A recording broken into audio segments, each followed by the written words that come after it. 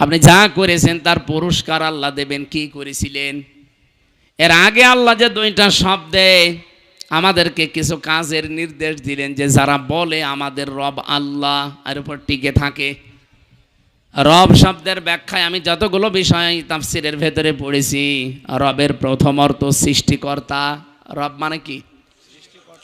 আমাকে সৃষ্টি করতে পারে শুধুমাত্র কে? পৃথিবীর অনেক ধর্মের কথা বললাম না, প্রায় 4,500 ধর্ম। অন্যান্য ধর্মে তারা অন্যান্য বিষয়কে সৃষ্টিকর্তা মানে। এই যে হিন্দু ধর্মের যারা 12 মাসে 13 পূজা করে, 33 কোটি ওদের দেবতা, ওরা অন্যান্য এমন এমন নাম দিয়ে তাদেরকে ওরা সৃষ্টিকর্তা মনে করে। বিভিন্ন জিনিস মনে করে এগুলো এই এই বানিয়েছে, এগুলো এই বানিয়েছে। ওরা নাম দিয়েছে সরস্বতী, নাম দিয়েছে দুর্গা। এক একটার এক এক ক্ষমতা। কেউ ব্যবসায় বরকত দেয়, কেউ লেখাপড়ায় বরকত দেয়, কেউ ফসলে বরকত দেয়। এক একটার নাম এক একটা দিয়েছে, এগুলো তারা সৃষ্টিকর্তা, সৃষ্টি করেছে। আমরা জানা রব বলে আল্লাহকে বিশ্বাস করি। এই পৃথিবীতে 210 কোটি এখন আমরা মুসলিম। আমাদের সবার বিশ্বাস আমাদের সৃষ্টিকর্তাকে। আমি নাম নিতে যাইতে ঘৃণা করে এই জন্য নামটা নিচ্ছি না। পালিয়ে গেছে যিনি, উনি কিন্তু বলেছিল ফসলে বরকত দিয়েছে, মা দুর্গা গজে চড়ে এসেছে। এ কথা বললে আপনার রবকে রব মানা হয়? হয় না। কারণ সৃষ্টি তো দুর্গা করতে পারে না। আপনি ফসলের মাঝে দুর্গাকে বসিয়ে রেখেন, ফসল সহ দুর্গা চুরি হয়ে যাবে। আমাকে বেশি বলছে, আপনি রেখে দেখেন।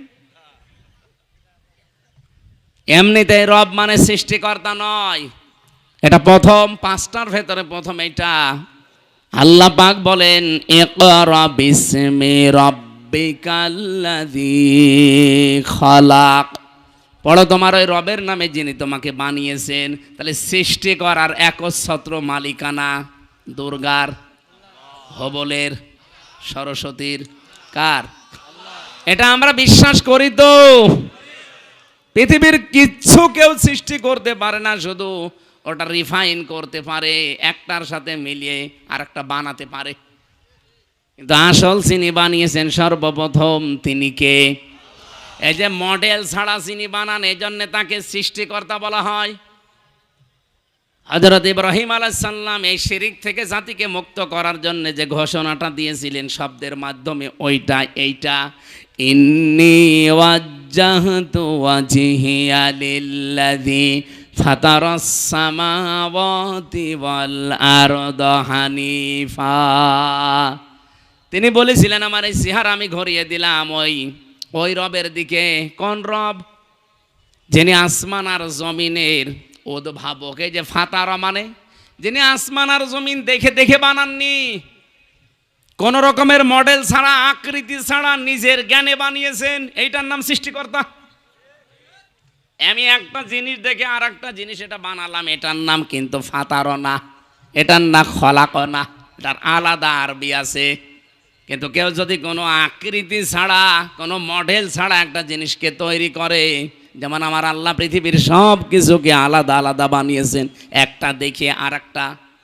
বলেন বলেন, আমাদেরকেও আল্লাহ ঠিক ওইভাবে একটার সাথে আর একটা জীবনেও মিলবে না।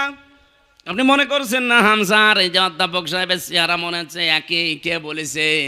কিয়ামত পর্যন্ত এই পৃথিবীতে হামজার সাথে আর কোনো মানুষের চেহারা মিলছে না, মিলবেও না। যে কোনো লাইনে একটা খোদ আল্লাহ ধরিয়ে দেবে। বিশেষ করে 5টা জিনিস তো মিলবেই না। আমার এই হাতের আঙ্গুলের ছাপ, এখানে 153টা রেখা আছে। আজ পর্যন্ত কারো এই রেখাগুলো একটার সাথে আর একটা মেলে না। কিয়ামতের আগে কারোর সাথে কারো মিলবে না। যদি মেলে তাহলে জমি জায়গা সব জাল দলিল হয়ে যাবে। 2 নম্বরে কণ্ঠের স্বর।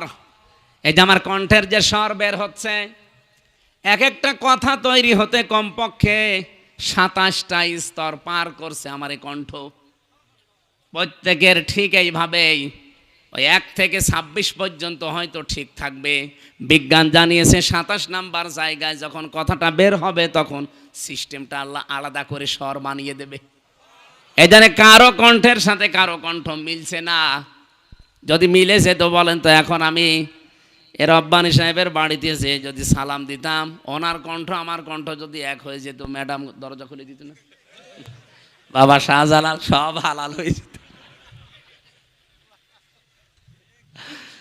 3 নম্বরে মেলে না এই যে চোখ, এর ভেতরে 5টা জিনিস আছে। লেস আছে, লেন্স আছে, কর্নিয়া আছে, মনি আছে, ইকুয়াল আছে, ডিফ ইকুয়াল। এই 6টা জিনিস আজ পর্যন্ত পৃথিবীতে কারো মেলে নাই, কিয়ামতের আগে মেলার সম্ভাবনা নেই।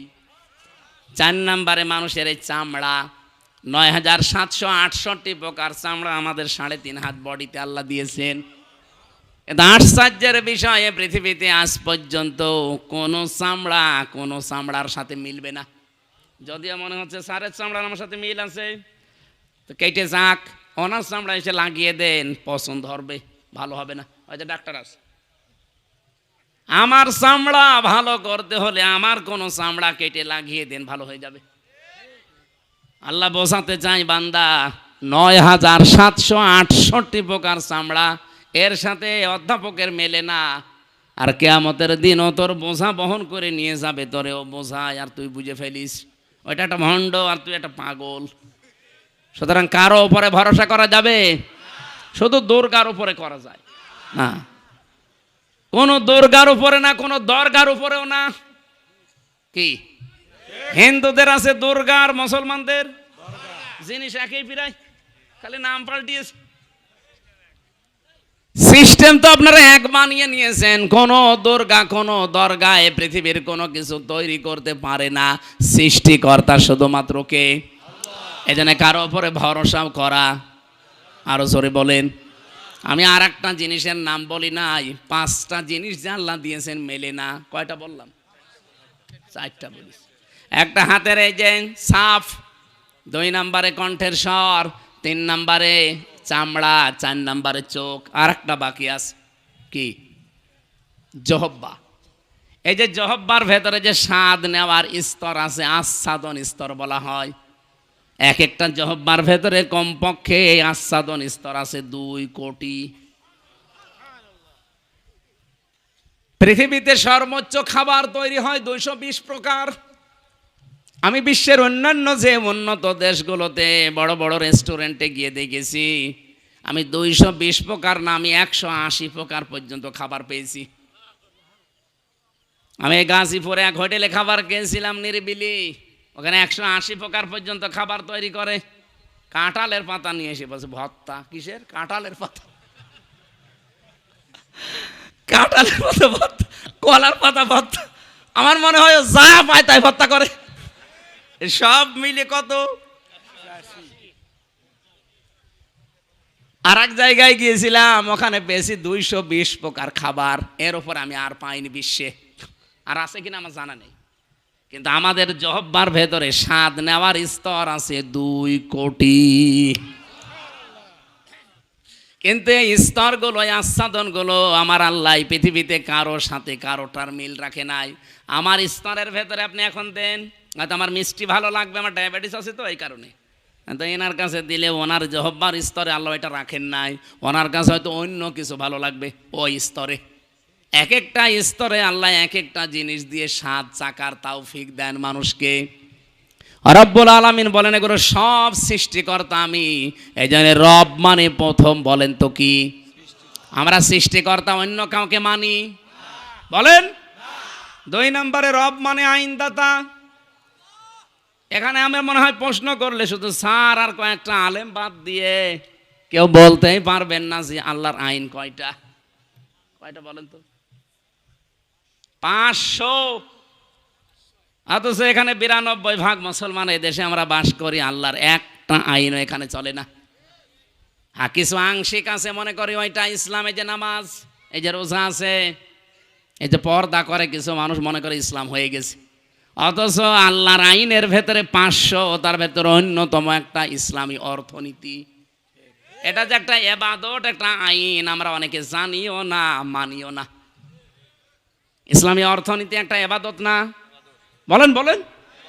এটা কত বড় মারাত্মক অপরাধ আপনি জানেন? এই অর্থনীতি যদি আপনি না মেনে চলেন, কেউ যদি ইসলামী অর্থনীতি বাদ দিয়ে এই যে সুদ ভিত্তিক অর্থনীতি যেটা বাংলাদেশে চলছে, কেউ যদি ওইটা মেনে চলে আর ওইটা কায়েম করার চেষ্টা করে, সে যেন মায়ের সাথে জেনা করে।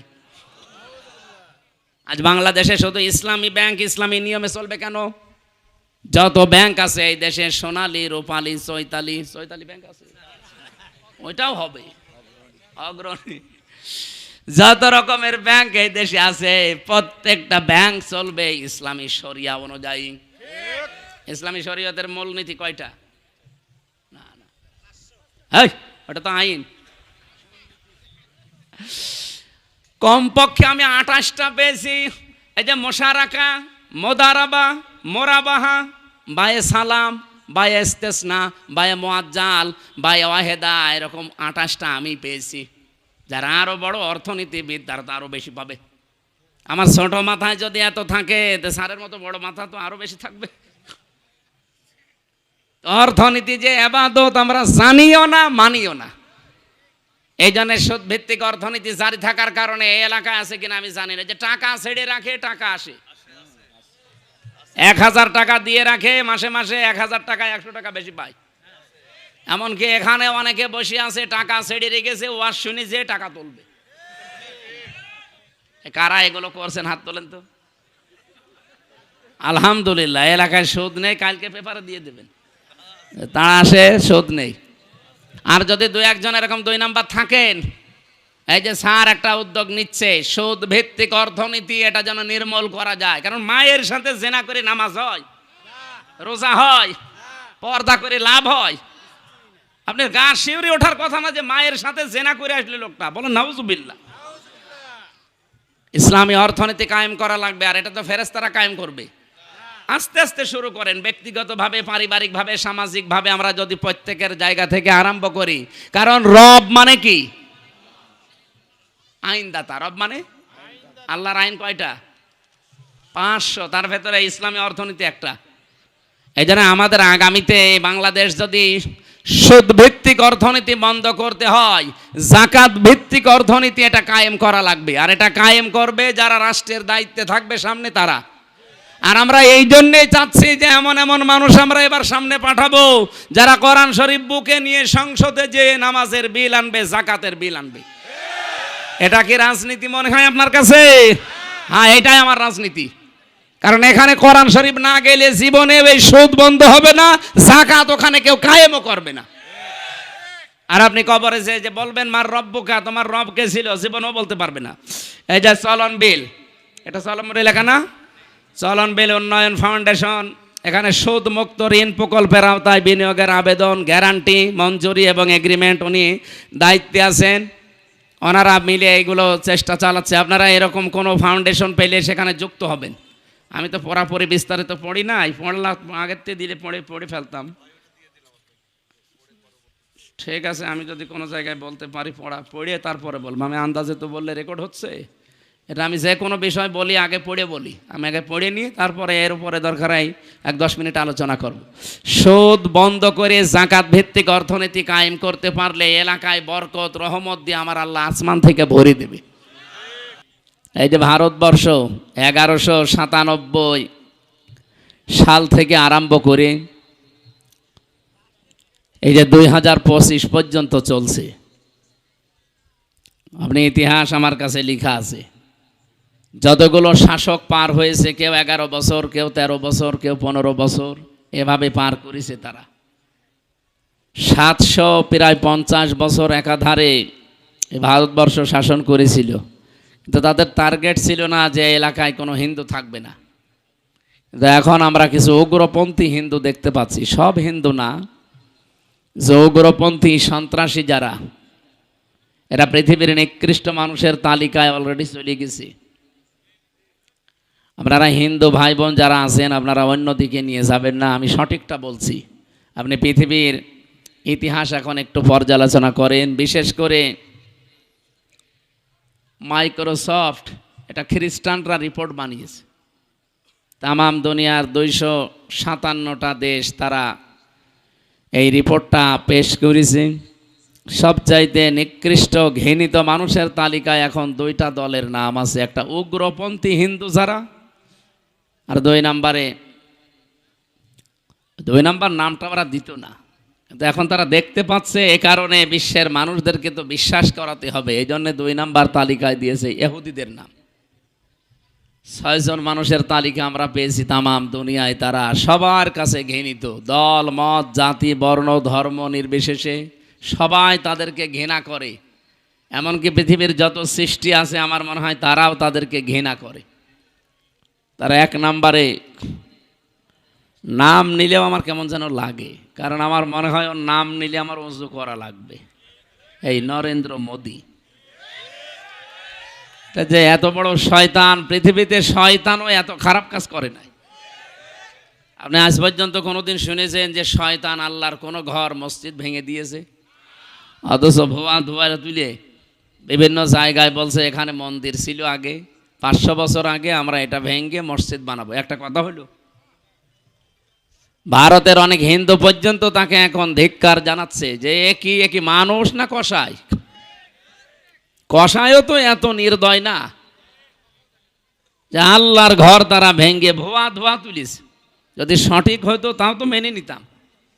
বাংলাদেশের যত মন্দির আছে, এই গ্রামও হয়তো মন্দির থাকতে পারে। এখন যদি আমরা বলি যে 1000 বছর আগে এখানে মসজিদ ছিল, আমরা এটা ভেঙে এখন মসজিদ বানাবো, আপনারা মানবেন?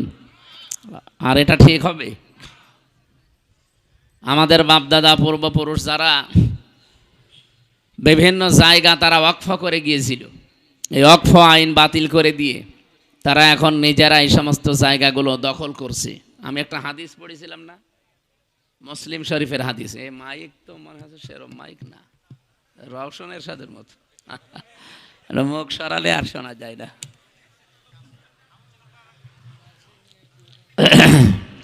এত কাছে নিলে তো গলায় চাপ পড়বে।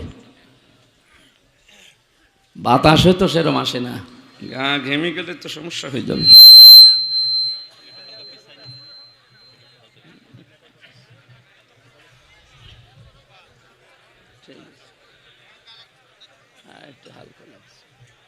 এই আপনাদের তো কথা বলতে বলি নাই, স্টেজে লোক আছে, চুপ করে। হযরতে আবু যর রাদিয়াল্লাহু তাআলা আনহু থেকে বর্ণিত, বিশ্বনবী বলেন, মানিদ্দাগা মা লাইসা লাহু ফালাইসা মিন্না। এই পৃথিবীতে যেই জিনিস তোমার না, ওটা যদি তুমি দখল করে নিজের আয়ত্তে নিয়ে নাও, 2টা ক্ষতি হবে। ওই দিন থেকে ফালাইসা মিন্না, তুমি আর আমার উম্মত নেই। কি কথা বুঝতেছেন? বাংলাদেশে দখলদারিত্ব এর আগে ছিল না। এই যে 54 বছর এটা চলছে, এখনো অনেকে লেগে আছে এই কায়দায়, কিন্তু কাজ বন্ধ করা লাগবে। এই কি করেন কি? ঠিক আছে, এদিকে তাকিয়ে থাকেন।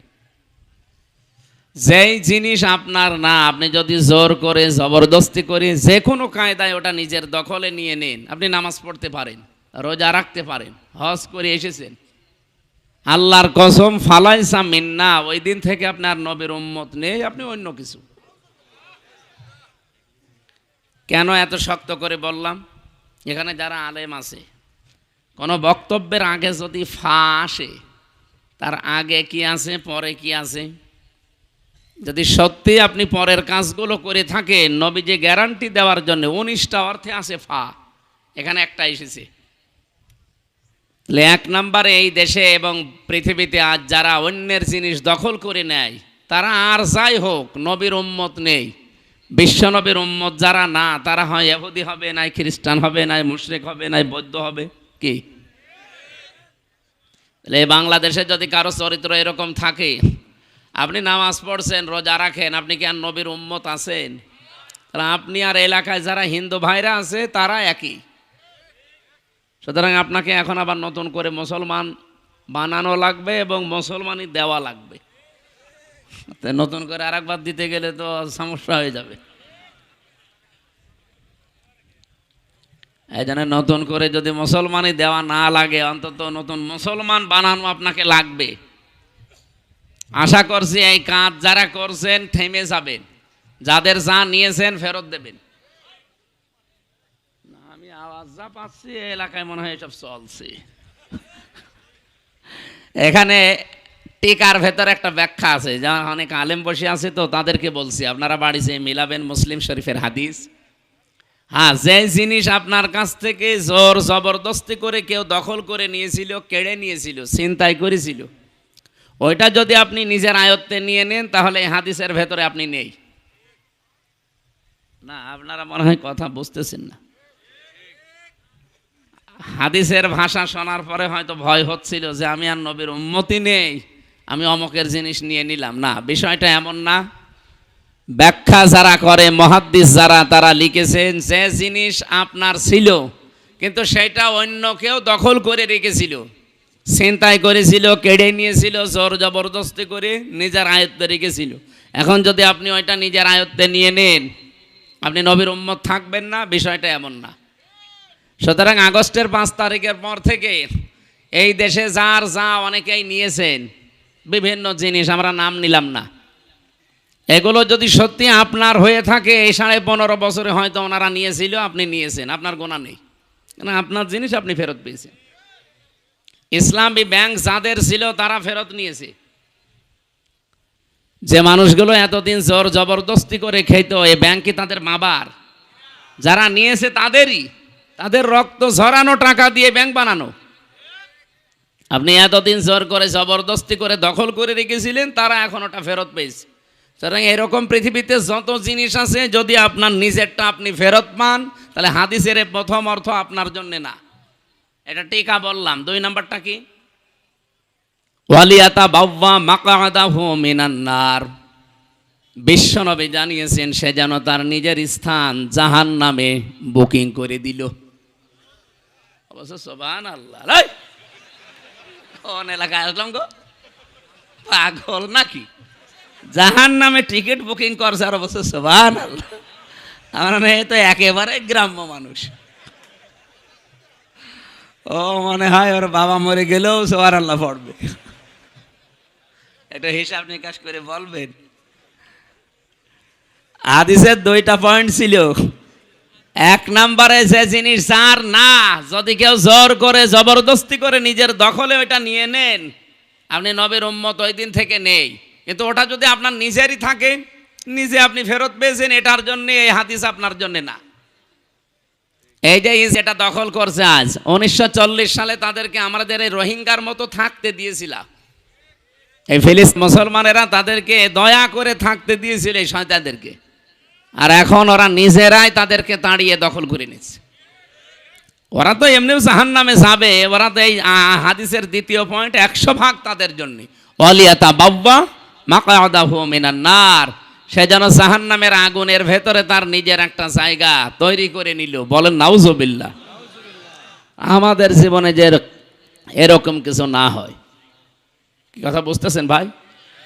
আজকে থেকে যারা এরকম কিছু আছেন, আপনি ফেরত দিয়ে দেবেন। অনেকে বনের সম্পদ নিজের কাছে রাখে, মনে করে এ আর দেওয়া লাগবে।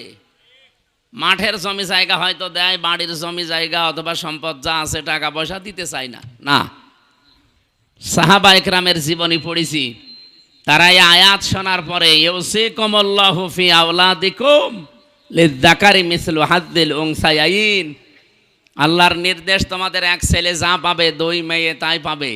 এটা পালন করতে গিয়ে তারা নিজেরা বনের সম্পদ, মেয়ের সম্পদ এগুলো ভাগ গ্রহণ করতেন।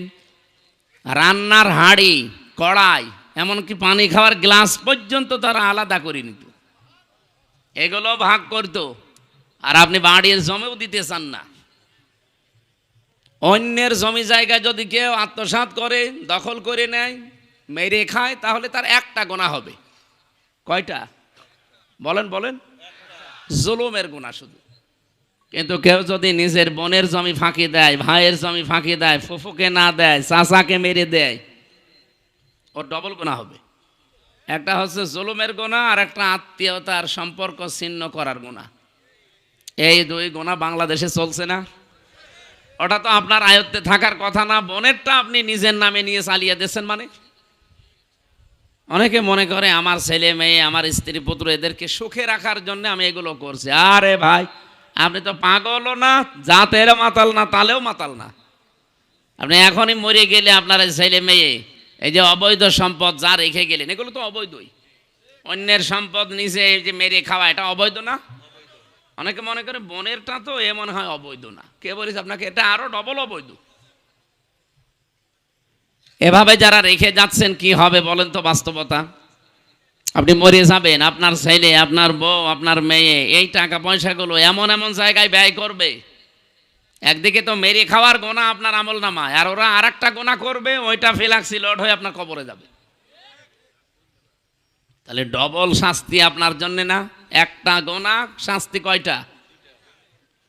সূরা ফুরকানের ভেতরে তিনটা পাপের কথা আল্লাহ উল্লেখ করে জানিয়েছেন। এই তিনটা পাপ যদি দুনিয়ায় কেউ করে তার শাস্তি হবে দুনিয়া আর আখিরাত মিলে ডবল। পৃথিবীর প্রতিটি পাপের শাস্তি হয় একটা, আর ওই তিনটা পাপের শাস্তি হবে ডবল। ওয়াল্লাযীনা লা ইয়াদউনা মা'আল্লাহি ইলাহান আখার ওয়ালা ইয়াকতুলুনান নাফসাল্লাতী হারামাল্লাহু ইল্লা বিল হাক্কি ওয়ালা ইয়াজনুন ইলা আখির আয়াত। সূরা ফুরকান 68 নম্বর আয়াতে আছে, 19 নম্বর পারার 4 নম্বর পৃষ্ঠার 15 নম্বর লাইনে আছে। আল্লাহ পাক বলেন, দুনিয়াতে যারা আমি আল্লাহ বাদে অন্য কাউকে ডাকে তাদের শাস্তি ডবল হবে। এখন যদি বলেন অন্যান্য ধর্মের যারা, তাদের কাছে হয়তো এটা পৌঁছায়নি এজন্য না বুঝে ডাকে না। ইসলামের আওয়াজ যদি কারো কাছে নাও পৌঁছায়, তার বিবেক তো আছে। তার বিবেকের ওপরে তার কিয়ামতে প্রশ্ন করা হবে, তার হিসাব হবে, বিচার হবে বিবেকের ওপরে। একটুখানি চিন্তা করলেই তো হাতে বানানো জিনিসের মর্যাদা আপনি নিজেও বুঝতে পারেন। নিজে বানালাম, নিজে বানিয়ে যদি রাখেন, দেখবেন কুকুরে প্রসাব করলেও নিজেকে বাঁচাতে পারে না। নিজেকে যে নিজেই বাঁচাতে পারে না কুত্তার প্রসাব থেকে, আমি বিপদে পড়লে সে বাঁচাবে। এই জন্য আমি হিন্দু ভাইদের ভেতরে বহু শিক্ষিত যারা মার্জিত, এদেরকে আমি দেখেছি। কিছুদিন আগে এক কলেজের অধ্যাপক, বিসিএস ক্যাডার, ওনারে বললাম, স্যার আপনার এই মুসলমান হওয়ার দরকার নেই, আমাদের ধর্মে জোর জবরদস্তি নেই, বাড়াবাড়ি নেই। হ্যাঁ, আমাদের ধর্মে যদি জবরদস্তি থাকতো আপনাকে আমরা পিটিয়ে মুসলমান বানিয়ে ফেলতাম। কারণ আমরা এদেশে 92 ভাগ, আর আপনারা মাত্র 8 ভাগ। তাও 8 ভাগও না, অন্যান্য জাতি আছে না আরো। সেই হিসাবে হিন্দুরা খুব বেশি হলো 4 ভাগ হবে, আর ওই 2 ভাগ হয়তো খ্রিস্টান আছে, ইহুদি আছে, বৌদ্ধ আছে, আরো বিভিন্ন জাতি আছে। সব মিলে আপনাদের অবস্থান এই দেশে যা, পিটিয়ে হলেও মুসলমান বানিয়ে ফেলতাম। কিন্তু আমাদের ধর্মেই তো এটা নেই। কি কথা বলেন না কেন? আমাদের ধর্মে এটা আছে নেই। তা আপনাকে আমাদের ধর্মীয় গ্রন্থ কোরআনে কারিম পড়ার জন্যে আমি একটু, আপনি বাংলায় পড়েন, ইংরেজিতে পড়েন, শুধু পড়বেন, একটু বুঝে বুঝে পড়বেন। আরে আশ্চর্য তো! কোন দিকে তাকান আপনি? এদিকে তাকান। 3 মাস পড়ার পরে দেখে উনি তো জ্ঞানী মানুষ, মুসলমান হয়ে গেছে। এই জন্যে যারা অন্তত একটু জ্ঞান হালকা পাতলা যাদের আছে, তাদেরকে বলছি, আমরা জোর করি না ভাই, আমাদের ধর্মে জোর জবরদস্তি নেই। কিন্তু পৃথিবীর বিভিন্ন ধর্মীয় গ্রন্থ আমরা জানি যে মানুষ পড়ে, আমাদের এটাও পড়েন। মাত্র 3 মাস পড়েন, একটু বুঝে শুনে পড়েন, দেখবেন আপনার জীবন পরিবর্তন হতে বাধ্য, যদি আপনার একটু মন থাকে। এই লরেন বুথ টনি বেলোয়ারের এক শালিকা ছিল। ওই ইরানের তেহরান বিমানবন্দরে নামার পরে এক মুসলমানকে বলেছিল যে আমি মুসলমান হব না, কিন্তু আমি ইসলাম জানতে চাই। কি পড়লে ইসলাম জানা যায় অথেন্টিক ভাবে, আপনি সেইটা আমারে দিন। অনেক কোরআন শরীফ দিয়েছিল, কোরআনের বাংলা অনুবাদ, ইংরেজি অনুবাদ এগুলো দিয়েছে। যেহেতু এই দেশে এসে না, ইংরেজি অনুবাদ দিয়েছিল, আর ইরানে যে ভাষা চলে ওই ভাষার কোরআনের অনুবাদগুলো দিয়েছে, আর সিয়াসিত্তা হাদিসের অনুবাদগুলো দিয়ে বলছে আপনি পড়বেন, পুরাটা পড়ার পরে অথেন্টিক ইসলাম পেয়ে যাবেন। এখন আমার প্রশ্ন, এই এলাকায় হিন্দু নেই? হিন্দু যদি এখন এসে এই স্যারকে জিজ্ঞাসা করে যে আপনি তো মুসলমান, আমি কিন্তু মুসলমান হব না, আমি ইসলাম জানতে চাই, কি পড়লে অথেন্টিক ইসলাম জানা যাবে সেইটা আমারে আপনি দেন। উনি কি দেবে বলেন তো? দেখলেন, এই একজন আলেম আছে শুধু বলছে কোরআন শরীফ, আর বাকিগুলোর মুখে কথা নেই। আমরা অনেকে ভয়ে ভয়ে আছে, হ্যাঁ হিন্দু মানুষ কোরআন শরীফ পড়বে। আরে কোরআন কি আপনার বাবার নাকি? হাদা বায়ানুল লিন্নাস হুদাল লিন্নাস। পৃথিবীতে মানুষ যারা, তাদের জন্য আল্লাহর এই কিতাব। এই কথা বলেন না কেন? আর যে যেইভাবে যতটুকু এখান থেকে নেবে সে ততটুকু উপকার পাবে। আজ আমেরিকা উপকার পেয়েছে কেন? কারণ কোরআনে ওরা পুরাটা মানে না, যতটুকু মানে ততটুকু উপকার পায়। সূরা নেসার 34 নম্বর আয়াতটা ওরা নিয়েছে হালকা, পুরাটা না। আর রিজালু কাওয়ামুনা আলান নিসা, এই পৃথিবীতে পুরুষ মানুষ হবে নেতা আর মেয়েরা হবে তাদের আজ্ঞাবহ। এই আয়াতের পক্ষে একটা হাদিস আছে। পারস্যের রাজা ইন্তেকালের পর সেখানে কাইসার নামে যেই লোকটা যখন দুনিয়া থেকে বিদায় নেয়, তখন তার মেয়েকে তারা ওই দেশের লোকরা শাসনভার ক্ষমতা তুলে দিয়েছে। নবীজির কাছে এটা এসে সাহাবা ইকরাম বললেন যে এই ঘটনা। বিশ্বনবী তখন বললেন, লা ইউফলিহা কওমুন আল্লাহু আমরাহুম ইমরাতুন, বুখারী শরীফের হাদিস। ওই জাতি কখনো সফল হচ্ছে না, হবে না। ইউফলিহার আগে লান আছে, মজারের আগে লান আসলে অর্থ হয় কখনোই হবে না। বর্তমান, ভবিষ্যৎ, প্রেজেন্ট, ফিউচার দুইটা কাল দিয়েছেন। নবীজির গ্যারান্টি মিথ্যা হবে? বিশ্বনবী বলেন কখনো ওই জাতি সফল হচ্ছে না, হবে না, যেই জাতি তার নেতৃত্বের ভার কোনো মহিলার উপরে তুলে দিয়েছে। আপনি দেখেন আমেরিকা জাতে মাতাল হলো, তাহলে ঠিক আছে, 236 বছর চলছে। এই 236 বছরে আজ পর্যন্ত কোনো মহিলাকে তারা দায়িত্ব দেয়নি। ওরা এই আয়াতটা, এই হাদিসটা হালকা মানে, এই জন্য তারা পৃথিবীতে দাঁড়িয়ে গেছে। তারা আমাদের চর্মচোখে দৃষ্টিতে আজ সফল। তারা ট্রাম্পের মতো একটা মাতালকে দায়িত্ব দিয়েছে। ট্রাম্প মাতাল না? ওরাটা মাতাল। অথচ কমলা হ্যারিসের মতো এত বড় একটা শিক্ষিতা, অনার্স মাস্টার্স করা, এই মহিলাকে দায়িত্ব দেয়নি। কারণ তারা জানে মুসলমানদের নবী মুহাম্মদুর রাসূলুল্লাহর 63 বছরে কোনো মিথ্যা কথা নেই। সুবহানাল্লাহ বলতে পারেন নাই? তারা এই যে কোরআনের আয়াত হাদিস যতটুকু মানে তারা ততটুকু উপকার পেয়েছে, কল্যাণ পেয়েছে। আর আমরা এই 54 বছর চলছে, আপনি অন্যদিকে নিন না স্যার। দেখেন এই 54 বছরে যারা আমরা এই দেশে দায়িত্ব দিচ্ছি, মহিলা বেশি না পুরুষ বেশি? আমরা যা দাঁড়াতে পারি না এই কারণে। বাইরের দেশগুলো, কয়েকদিন আগে কয়েকটা দেশে ঘুরলাম, এই মানুষগুলো আজ দাঁড়িয়ে যাচ্ছে শুধুমাত্র নবীর এই হাদিস মানার কারণে। বিশ্বের বড় বড় মোড়ল যারা, তাকান, একটা কোনো দেশে আপনি মহিলা নেতৃত্বে আছে পাবেন না, সবগুলো পুরুষ। হ্যাঁ, পুরুষ খারাপ হোক, কারণ মেয়েদের বুদ্ধি পুরুষ মানুষের অর্ধেক। আর নিসাও নিসফুল আকিল, এটা তো আমি বানালাম নাকি? ওরা এতটুকু মেনে যদি দুনিয়ায় উপকার পায়, আমরা উপকার পাতাম, কিন্তু আমরা তো মানি না। কথা বলেন না কেন? আমার আলোচনায় রাজনৈতিক বিষয়গুলো না, আমি একটা উদাহরণ দিলাম শুধু, বাস্তবতা এইটাই। এই জন্য কোরআন শরীফ যেহেতু সবার জন্যে, লরেন বুথ 3 বছর একাধারে কোরআন শরীফ পড়েছিল। প্রশ্ন এখানে হয়তো স্যার, বাংলা শিক্ষিত মানুষ, বিভিন্ন আলেমরাও এরকম প্রশ্ন করে, তাহলে কোরআন শরীফ হিন্দুর হাতে তুলে দেব, ওর অজু আছে? কোরআন শরীফ অজু করে ধরা লাগবে, যেটা আরবি টু আরবি বাদ দিয়ে বাকি সবগুলো আছে, তাফসির লেখা আছে, ব্যাখ্যা আছে, বিশ্লেষণ করা আছে।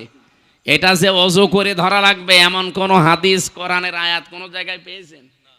ইন্নাহু লাকুরআনুন কারীমুন ফি কিতাবিম মাকনুন লা ইয়ামাসসুহু ইল্লাল মুতাহহারুন। এই যে হু আছে না, লা ইয়ামাসসুহু, এ হুর মারসা কোন দিকে? লাউহে মাহফুজের দিকে। কারণ এর পরের শব্দ মুতাহহারুন। মুতাহহারুন শব্দের শাব্দিক অর্থ দুইটা। আপনি অভিধানগুলো নিয়ে আসেন, আমি দেখিয়ে দিচ্ছি। মুতাহহারুনের 1 নম্বর অর্থ হচ্ছে পবিত্র, 2 নম্বর অর্থ হচ্ছে নিষ্পাপ। বলেন তো পৃথিবীতে এমন কেউ আছে যে 100 ভাগ নিষ্পাপ, 100 ভাগ পবিত্র? না, নেই। এটার জন্য মেলে শুধু লাউহে মাহফুজে যেখানে কোরআনে কারিম আছে, এই জন্য এর আগের শব্দটা ফি কিতাবিম মাকনুন। মাকনুন মানে কি? মাকনুন শব্দের শাব্দিক অর্থ হচ্ছে হাতের স্পর্শ ছাড়া। কারারিম মাকিন বলা হয় যেটা, যেখানে মায়ের সন্তান থাকে। দুইটা জায়গাকে আমরা সংরক্ষিত বলি যেখানে মানুষের হাতের স্পর্শ লাগে না। একটা মায়ের জরায়ু যেখানে সন্তান থাকে, দুই নম্বরে লাউহে মাহফুজ যেখানে কোরআন আছে। তো কোরআন যেহেতু আল্লাহ এখানে ইন্নাহু লাকুরআনুন কারীম দিয়ে শুরু করলেন, সেখানে মায়ের জরায়ু হওয়া সম্ভব না। সম্ভব? তাহলে এটা হবে অবশ্যই লাউহে মাহফুজ। এই জন্য আয়াতের সিরিয়াল দেখেছেন, উসুলে তাফসিরের মূল নীতি আছে 15টা। যারা তাফসিরের উপরে অনার্স মাস্টার্স করে, যারা কামেল করে তাফসির নিয়ে, তারা এটা আগে পড়া লাগে। উসুলে তাফসিরের মূল নীতি কয়টা? 15টা।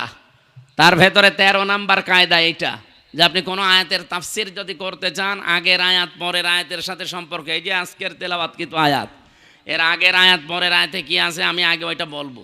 আন্দাজে যদি আয়াতের ব্যাখ্যা করে আপনি কিছুই বুঝবেন না, আর আমি নিজেও বোঝাতে পারবো না। এই জন্য সম্পর্ক কি আছে একটার সাথে আর একটা, এটা আগে জানা লাগে। এটা তাফসিরের মূল নীতি। না বললে, আর এখানে মনে হয় এগুলো বলে লাভও হবে না, কারণ এখানে যে মানুষ বসে আছে এদের পেটে বম মারলেও আল্লাহ কি বের করবে আল্লাহ জানে। তারপরেও যেহেতু স্যারের মতো অনেক শিক্ষিত মানুষ আছে, আমি তাদের জন্য এই পয়েন্টটা বললাম। তাফসির করার মূল কিছু নীতি আছে, উসুলে তাফসির বলা হয়। এই আয়াত দিয়ে যদি আমরা বাংলায় যারা দলিল দিতে চাই, যা এটা কোরআন শরীফ, আপনি হিন্দুর হাতে তুলে দেবেন। আরে ভাই, আয়াতের প্রথমে আর শেষের দিকে একটু মিলান। প্রথম আল্লাহ বললেন এটা সম্মানিত কোরআন, এতটুকু শেষ করেননি। ফি কিতাবিম মাকনুন, যেটা সংরক্ষিত করা আছে সুরক্ষিত স্থানে। লা ইয়ামাসসুহু ইল্লাল মুতাহহারুন, পবিত্র নিষ্পাপ ফেরেশতারা ছাড়া যেটাকে স্পর্শ করে না। তানজিলুম মির রাব্বিল আলামিন, জায়গায় পড়ে যাওয়া। পৃথিবীতে যত জিনিস নাজিল হয় তার ভেতরে অন্যতম কি বলেন তো? কোরআন শরীফ। কোরআন শরীফ কেউ কি বলে যে কোরআন নিচ থেকে উঠেছে? কে বলে? নাজিল হয়েছে। কি বলে? এই জন্য কোরআনের 55টা নাম আছে, তার 5টা নাম খুব বেশি প্রচারিত আছে। একটা কোরআন, একটা ফুরকান, একটা কিতাব, একটা জিকির, আর একটা তানজিল। কি বললাম? তানজিল মানে কি? নাজিল হওয়া। এই জন্য যেই জিনিস নাজিল হয় আমরা জানি সেটা এই মাটি থেকে হয় না, সেটা কোথা থেকে হয়? আকাশ থেকে। আর একটা জিনিস নাজিল হয়, তার নাম কি? লোহা। লোহা কিন্তু দুনিয়ায় তৈরি হয় না, কারণ লোহা তৈরি হওয়ার জন্য যে পাওয়ার দরকার, ওই পাওয়ার পৃথিবীর কোনো শক্তির ভেতরে নেই, এটা আকাশে আছে। এই জন্য লোহা আল্লাহ তৈরি করে নাজিল করেন। সুবহানাল্লাহ বলতে পারেন নাই? 3 নম্বরে নাজিল হয় আর একটা জিনিস, কি নাম? বৃষ্টি। পৃথিবীতে বৃষ্টি কি তৈরি হয় না নাজিল হয়? আল্লাহ নাজিল করেন। এরকম 7টা জিনিস আছে আল্লাহ নিজে যেগুলো নাজিল করেন। তাহলে এখানে আগের আয়াত পরের আয়াতের সাথে একটু যদি আমরা রিলেটেড সম্পর্কটা দেখি যে না, এই আয়াতগুলো, এই কোরআনের এই কথাগুলো আল্লাহ দুনিয়ার জন্য না, এটা দিয়েছে লাউহে মাহফুজের ওই কোরআন, যেখানে ফেরেশতারা ছাড়া কেউ স্পর্শ করে না। আর একদিকে ফেরেশতারা নিষ্পাপ, আর একদিকে পবিত্র। এখানে কোনো সন্দেহ আছে? তাহলে কোরআন শরীফ একজন মানুষকে আপনি তুলে দেবেন, আর কোনো প্রশ্ন করবেন না। এর এখানে একটা হাদিস এসেছে, মুসলিম শরীফের হাদিস, হযরতে আলী থেকে বর্ণিত রাদিয়াল্লাহু তাআলা আনহু। এদিকে তাকান। নবীজি টয়লেট থেকে বের হয়ে আসলেন। এই গল্প করেন মানে? আমি কি আর কি মারছি? বাইরে যেতে এখনই গিবত করবেন যে কি বললো বুঝলাম না। এক কথা বারবার রিপিট করছি তো এই কারণে। ওনাকে গোশত খেতে দিয়েছে, সিদ্ধ গোশত। নবীজি গোশত খাওয়ার জন্য পাত্রটা হাতে নিলেন, মুখে দিলেন। সাহাবী বললেন, হে নবী, আপনি ওযু করবেন না? ভালো করে শোনেন, এটা বাংলায় বলছি, আরবিতে আছে, বাংলাটা বলছি। বিশ্বনবী ওই দিন জানিয়েছেন, সাহাবী, আল্লাহ পাক আমাকে শুধুমাত্র নামাজ পড়ার আগে ছাড়া পৃথিবীর কোনো কাজ করার আগে ওযু করতে নির্দেশ দেয়নি। এখন আপনি বলেন, নামাজ পড়ার আগে ওযু করতে নির্দেশ দিয়েছেন কে? কোথায় আছে? কোরআনে কারিমের সূরা মায়েদার 7 নাম্বার আয়াতে পাবেন, ইয়া আইয়ুহাল্লাযীনা আমানু ইযা কুমতুম ইলাস সালাতি ফাগসিলু ওয়ুজুহাকুম ওয়া আইদিয়াকুম ইলাল মারাফিক ইলা আখিরি আয়াত। ঈমানদারেরা যখন নিয়ত করো যে নামাজে দাঁড়াবো, তখন কি করো? ওযু করো। বলেন বলেন। এখানে ওযুর কয়েকটা ফরজ দেওয়া আছে, 4টা। আমার যেহেতু এইটা উদ্দেশ্য না, আমি বোঝালাম যে পৃথিবীতে শুধুমাত্র ওযু করা লাগবে, মাস্ট বি। কিসের আগে? আরো জোরে। আর নামাজের আগে যদি ওযুর ব্যবস্থা না থাকে বা এমন কোনো অসুখ আপনার পানি ধরলেই রোগটা বেড়ে যায়, ওই অবস্থায় যদি মাসের পরে মাস, বছরের পরে বছর চলে যায়, তারপরও আপনাকে ওযু করার দরকার নেই, তাইমম করেই নামাজ হবে। হবে না? তাইমমের ব্যবস্থাও নেই। এমন একটা জায়গায় আছে যে তাইমম করবেন, তাইমম করার জন্য যে জিনিসগুলো লাগে, পবিত্র মাটি জানিয়ে, এগুলো একটাও নেই। এমন এমন জায়গায় আপনি আছেন যেখানে এগুলোর একটাও পাওয়া যাচ্ছে না। কি করবেন? মাটিও নেই, পানিও নেই, নামাজ তো ফরজ পড়তেই হবে। এত গুরুত্বপূর্ণ বিধান এটা। আমি 1 সেকেন্ডে বলি, কোনো মহিলার যদি সন্তান পৃথিবীতে আসার সময় হয়, নবীজি বলেন যদি সন্তানের মাথা দেখা যাচ্ছে, নামাজের সময় হয়ে গেছে, তোলার ভেতরে এই সন্তানের মাথাটা বিছিয়ে দাও, ওই মহিলাকে বলো যে নামাজ পড়ো। আপনি টের পাচ্ছেন কি বললাম? ডেলিভারির সময় যে কষ্টটা, বিজ্ঞান এখন দেখাতে পাচ্ছে কম্পিউটার দিয়ে কষ্ট মাপার একটা স্কেল আছে। পৃথিবীর প্রতিটি জিনিস যেমন মাপ দেওয়ার জন্য আলাদা আলাদা যন্ত্র আছে। এখানে ডাক্তার না উনি, ওনারে যদি বলে আমার জ্বর মেপে দেন, থার্মোমিটার দেবে। যদি বলি এই স্টেজ মেপে দেন, থার্মোমিটার দিয়ে মাপবে। এটার জন্য আলাদা যন্ত্র আছে না? ফিতা লাগবে, গজ লাগবে। পৃথিবীর প্রতিটি জিনিস পরিমাপ করার জন্য আলাদা আলাদা যন্ত্র আছে, আর আলাদা আলাদা নাম আছে। এখন যে আপনি কষ্ট মাপবেন কি দিয়ে? দাড়ি পাল্লা দিয়ে। কি দিয়ে? স্কেল দিয়ে।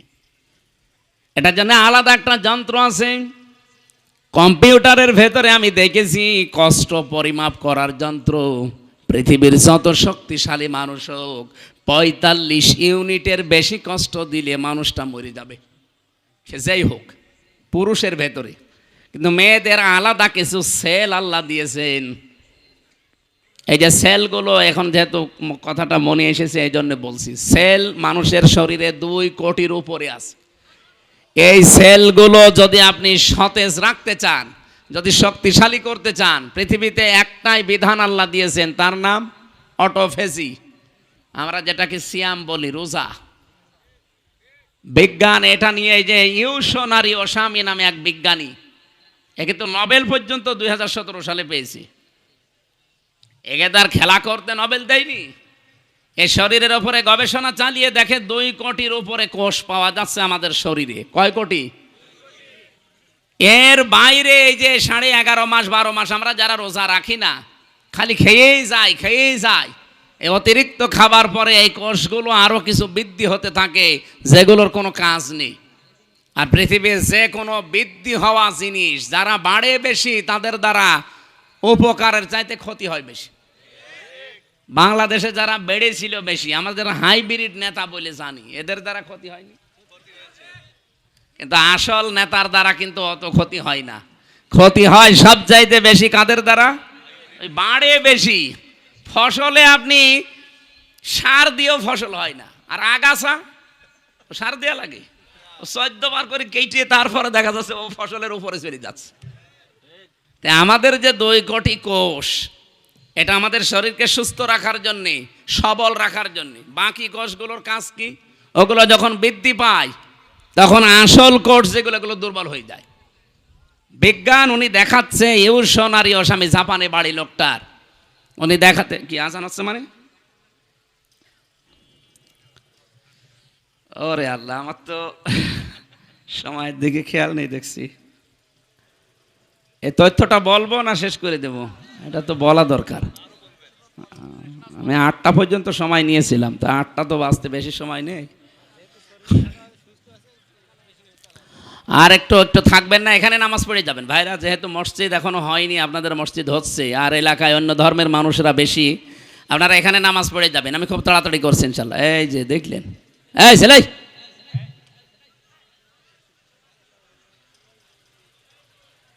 কি বৃষ্টি হচ্ছে, দর ওঠে কেন? মুয়াজ্জিন, এত মুয়াজ্জিন এলাকায় যান,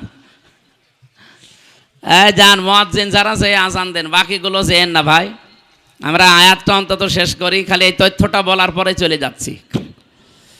উনি জানিয়েছেন অতিরিক্ত এই কোষগুলোকে যদি দুর্বল করতে হয় তাহলে কমপক্ষে 30 দিন, বছরে 30 দিন 14 থেকে 15 ঘন্টা আপনি না খেয়ে থাকতে হবে একাধারে। পৃথিবীর কোন ধর্মে এটা আছে দেখি? 4500 ধর্মীয় গ্রন্থ এই পৃথিবীতে এখন আছে, উল্লেখযোগ্য আছে 27টা। এই 27টাকে তিনি এক জায়গায় করে করে মিলিয়েছিলেন যে কোনটা এই তথ্য পাওয়া যায়। সর্বশেষ পেয়েছেন মুসলমানদের ধর্মীয় গ্রন্থ কোরআনে কারিম সূরা বাকারার 183-84 নাম্বার আয়াতে। আল্লাহ পাক 1500 বছর আগে অটোফেসির তথ্য দিয়েছেন, ওয়াং তাসমু খায়রুল লাকুম ইন কুনতুম তা'লামুন। তোমরা যদি রোজা রাখো এটার দ্বারা তোমাদেরই ভালো হবে।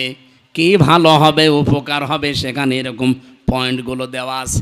তার ভেতরে এইটা একটা। অতিরিক্ত এই কোষগুলো আস্তে আস্তে যখন আপনার শরীর থেকে দুর্বল হয়ে যাবে, এই আসল কোষগুলো তখন শক্তিশালী হবে। শরীরের ভেতরে 5.5 কেজি রক্ত আছে, 226 কিলোমিটার বেগে মাথা থেকে পা পর্যন্ত চলার জন্য ওই কোষগুলো সাহায্য করে। জোরে বলেন সুবহানাল্লাহ। এই যে মানুষের কষ্ট সহ্য করার যে লিমিট আছে, 45 ইউনিটের বেশি কষ্ট দিলে তো একজন মানুষ মরে যায়। একজন মা পৃথিবীতে সন্তান নিয়ে আসতে যে কষ্টটা পায়, কমপক্ষে 57 ইউনিট কষ্ট সহ্য করা লাগে।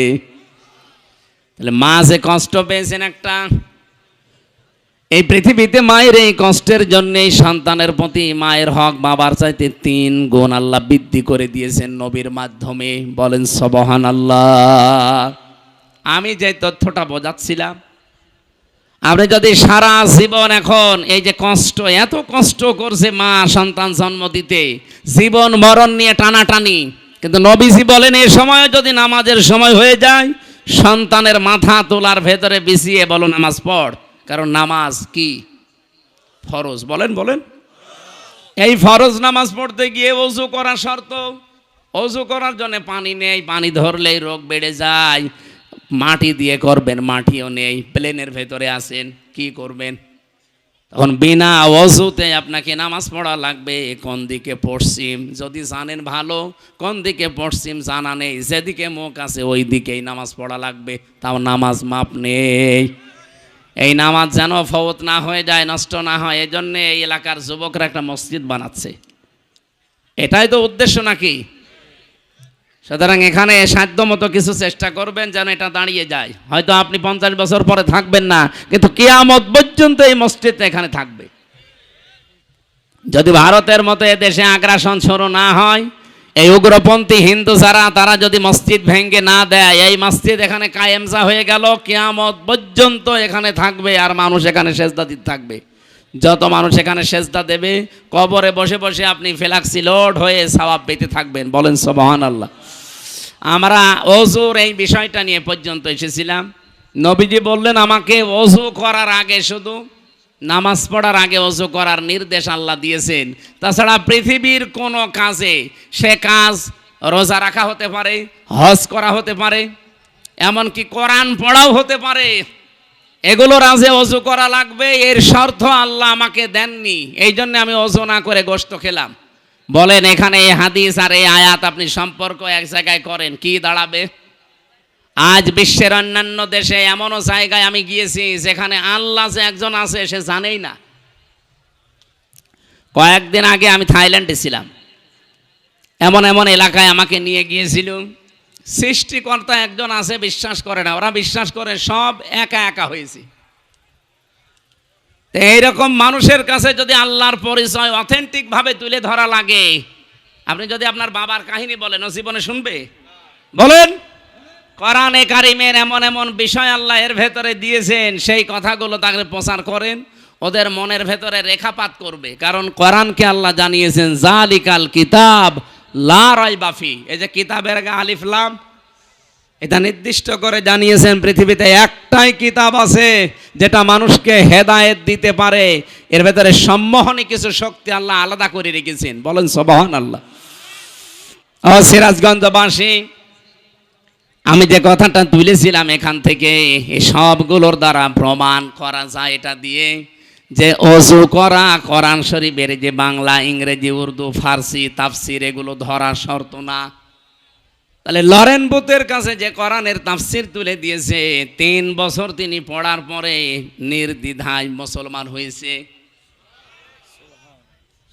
সাংবাদিকরা জিজ্ঞাসা করছে, আপনি একজন খ্রিস্টান, তামাম পৃথিবীতে সবচাইতে বেশি মানুষ বাস করে খ্রিস্টান ধর্মে, আপনি সেই ধর্ম থেকে পৃথিবীর জঙ্গি ধর্ম ওরা বলে যেটাকে মুসলিম ধর্ম, এই ইসলামে আসলেন কোন কারণে? লরেন বুথ বলেছিল, আমি 3 বছর কোরআন শরীফ পড়েছি, আন্দাজে না বুঝে শুনে পড়েছি। 3টা বছর পড়তে পড়তে আমি 53 জায়গায় লাল দাগ দিয়েছিলাম যে ভুল ধরা পড়েছে। আল্লাহর ইশারা 54 নাম্বার জায়গায় যে আমার নিজের জীবনের ভুল ধরা পড়ে গেছে। আমি যেখানে লাল দাগ দিয়েছি দেখি তার পরের আয়াতে, পরের সূরাতে আল্লাহ ওই আয়াতের জবাব 1500 বছর আগেই দিয়ে দিয়েছেন। এই মহিলার কাছে যদি কোরআন ওই দিন তুলে না দিয়ে বঙ্গবন্ধুর আত্মজীবনী দিত, অত মুসলমান হইতো। আমি জেলে থাকাকালীন 3টা বছর ওরা পড়তেও দেয়নি, 24 ঘন্টা তালা লাগিয়ে রাখতো ফাঁসির ওই কন্ডেম সেলের ভেতরে। আর কারারক্ষী যা অধিকাংশগুলো হিন্দু ভাইরা পড়তো, দেবদুলাল, সুব্রত বালা, এরপরে আশিক কুমার, সঞ্জয় দত্ত, যা নাম বলছে সব তো আল্লাহর ওলি। একদিন এনে বললাম যে ভাই সবসময় তো তালা লাগিয়ে রাখেন, একটা বই দেন তো একটু পড়ি। আল্লাহর ওলি আমার বই নিয়ে এসেছে বঙ্গবন্ধুর আত্মজীবনী। এ বই পড়ে করবো কি? পরের সপ্তাহে বই নিয়ে এসেছে বঙ্গবন্ধুর চীন সফর, আর বই পান না। পরের সপ্তাহে নিয়ে এসেছে বঙ্গবন্ধুর ছেলেবেলা। বললাম ভাই আপনার আর আসার দরকার নেই। একজন মুসলমান কারারক্ষী পেলাম, আশরাফুল, ওরে বললাম ভাই আপনি তো অন্তত অন্য কিছু না, একটা মুসলমান, তো একটা তাফসির এনে দেবেন তো। সব সময় বাইরে যেতে পারি না, তালাবদ্ধ করে রাখেন, আবার সিসি ক্যামেরা দেওয়া, আমার সাথে যেন কেউ কথা না বলে। আচ্ছা ঠিক আছে। পরবর্তীতে এই যে এটিএম আজহারুল ইসলাম আছে না, নাম শুনেছেন না? কি জামাত ইসলামের সহকারী সেক্রেটারি জেনারেল, একজন মাজলুম মানুষ। ডক্টর মোহাম্মদ ইউনূস দায়িত্ব নেওয়ার পরে বহু বড় বড় আসামি কিন্তু বের হয়ে গেছে, আমরা দেখতে পাচ্ছি। সে যে দলের লোকই হোক না কেন, যারাই হোক, আমি চাই হাসিনার আমলে যারা জেলে ছিল এই 15.5 বছর, একটাও যেন জেলে না থাকে, সব বের করে দিন। কারণ এগুলো সব ভুয়া মামলার আসামি। আমি নিজেরটা বলছি, আমি অন্তত তো ভুয়া মামলার আসামি ছিলাম। আমারে ওরা নাম দিয়েছে আনসারুল্লাহ বাংলা টিমের প্রধান, অথচ সাতাশে কি আমি জানি না। ভেতরে একজনকে পেয়েছিলাম, মনে হচ্ছে আল্লাহর দলের প্রধান, আব্দুল মতিন। ভাই আপনি আল্লাহর দলের সভাপতি, সেক্রেটারি কে? আমার ছেলে। ও সভাপতি, ও ছেলে সেক্রেটারি। এ দেশে আর কোনো লোক নেই। এই হচ্ছে দেশের জঙ্গির অবস্থা। এগুলোকে পুঁজি করে এই পৃথিবীর নিকৃষ্ট মানুষের তালিকা যাদের বললাম, এরা বিশ্বের মোড়লদেরকে দেখাতো যে দেশে জঙ্গি আছে, অথচ জঙ্গি নামে দেশে কিছু নেই, আন্দাজে সব ভুয়া। আমার জঙ্গি মামলা দিলে শয়তান বিশ্বাস করবে? যারা বের হচ্ছে এই মানুষগুলোকে আমরা চাই। তারেক জিয়া বের হয়ে গেছে, আলহামদুলিল্লাহ। ওনার স্ত্রী জবাইদা রহমান বের হয়ে গেছে, আলহামদুলিল্লাহ। ম্যাডাম খালেদা জিয়া খালাস পেয়েছে, আলহামদুলিল্লাহ। আমরা চাই এটিএম আজহারুল ইসলামকেও খালাস দেওয়া লাগবে। আজকে 19 তারিখ, 20, 21, 2 দিন পরে ওনার রায় আছে 22 তারিখে। এবার যদি টাল্টে বাল্টি করেন না, বাঙালিকে হাইকোর্ট দেখান, এ দেশের মানুষ কিন্তু আর কন্ট্রোল করতে পারবেন না। আমরা চাচ্ছি এই মাজলুম মানুষটাকে 22 তারিখে মুক্ত জীবনে ফিরিয়ে দেওয়া হোক। কারা চান দেখি, লিল্লাহে তাকবীর। এই দেখেন তো, হাত তোলেনি কে? না তুললে মনে করবো না ওইটা ওই দলের। হ্যাঁ ঠিক আছে। আরে ভাই, আমি দল বেদল না, আমি একটা মাজলুম মানুষের পক্ষে বললাম। ইব্রাহিম নবীর পক্ষে একটা ব্যাঙ প্রসাব করে যদি তার প্রসাব পাক হয়ে যায়, আমরা এই মাজলুম মানুষটার পক্ষে, জালেমের বিপক্ষে কথা বললে আমাদের জীবনে আল্লাহ পাক বানিয়ে দেবে ইনশাআল্লাহ। ওনারে বললাম যে আপনি এটিএম আজহারুল ইসলামের বলবেন যে আমির হামজা বই চেয়েছে, তাফসির চেয়েছে, দেখবেন দেবে। হ্যাঁ, উনি 2টা তাফসির পাঠিয়েছিল, ফি জিলালিল কোরআন, তাফহিমুল কোরআন। এ পৃথিবীতে 2টা তাফসিরকে আমি সবচাইতে বেশি পছন্দ করি, ভালোবাসি। আল্লাহ এই 2টাই মিলিয়ে দিয়েছিল। সুবহানাল্লাহ। সম্মানিত ভাইরা, আমি যে কথা তুলেছিলাম, তাফসির ওই মহিলাকে না দিলেও মুসলমান হতো না, অন্য কিছু দিলে জীবনও মুসলমান হতো না। কোরআনের ভেতরে আল্লাহ যে সম্মোহনী শক্তিটা দিয়েছেন, এটা পৃথিবীর কোনো কিতাবে দেয়নি। আছে না? নেই। কারণ অন্যান্য কিতাবের কাছে গেলে আপনি আরো গোমরা হবেন। আপনি এখন ইনজিলের কাছে যান, আসলে ইনজিল নেই, এই জন্য ইনজিল পড়লে আপনি আরো খারাপ হবেন। তাওরাতের কাছে যান, তাওরাত আসলটা নেই, ওটার কাছে গেলে আপনি আরো খারাপ হবেন। শুধুমাত্র এইটার যেহেতু কোনো পরিবর্ধন হয়নি, আর কিয়ামত পর্যন্ত হওয়ার সম্ভাবনা, সুতরাং এইটার কাছে সবাইকে আসার আহ্বান জানাচ্ছি।